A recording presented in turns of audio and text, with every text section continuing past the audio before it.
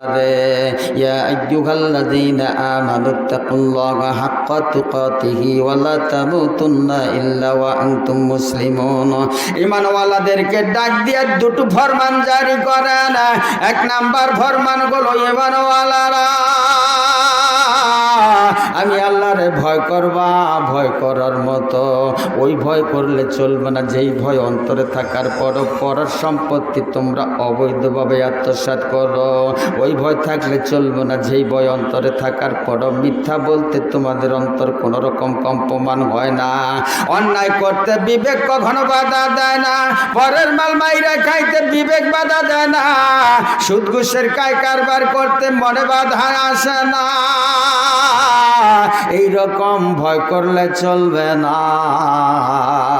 আমাকে ভয় করতে হবে হাক্কা তুকাতিহি, ভয় করার মতো ভয়, অর্থাৎ আল্লাহ হিসাবে আল্লাহর যেই রকম ভয় করা দরকার। জোরে কোন সুবহানাল্লাহ।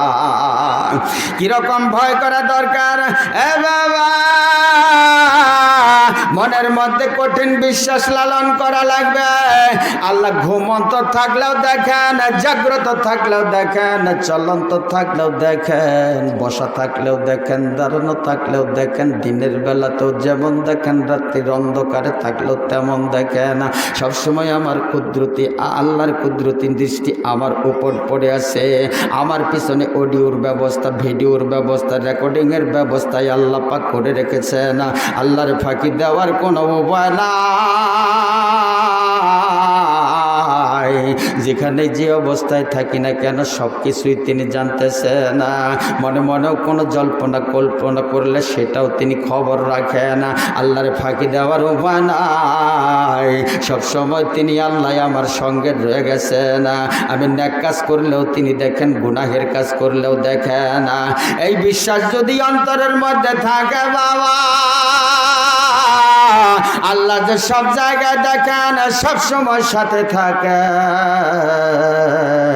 এরকম বিশ্বাস অন্তরের মধ্যে যদি কঠিন ভাবে থাকে রে বাবা, এই মানুষটার দ্বারা কোনো দুই নাম্বারি করা সম্ভব না। ঠিক না ভাই? ঠিক ঠিক না ভাই? ঠিক। এ বাবা, কিতাবের কথা, শিক্ষক ঈমান পরীক্ষা করার জন্য ছাত্রগর হাতে একটা করে কবুতরের বাচ্চা দিছে আর একটা করে চাকু দিছে। শিক্ষক ছাত্রগরে নির্দেশ প্রদান করেছে, বাবারা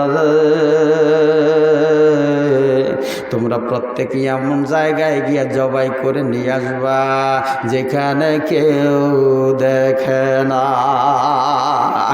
এবার উস্তাদের নির্দেশ ছাত্ররা পালন করা স্বাভাবিক।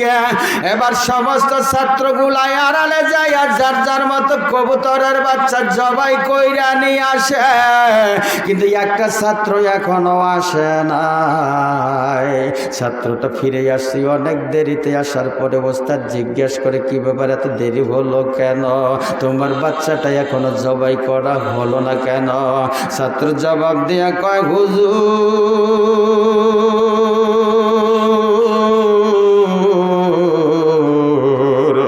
এমন জায়গায় আমি পাইলাম না।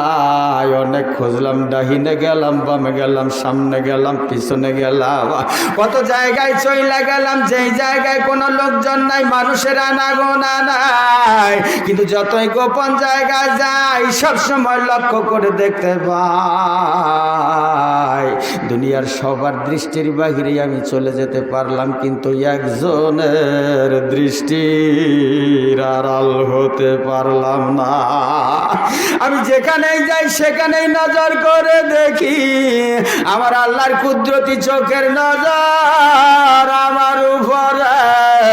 আপনি তো বলেছেন এমন জায়গায় জবাই করা লাগবে যেই জায়গায় কেউ দেখে না, কিন্তু যত জায়গায় আমি গেলাম লক্ষ্য করে দেখি ওখানে আমার আল্লাহ দেখতেছে।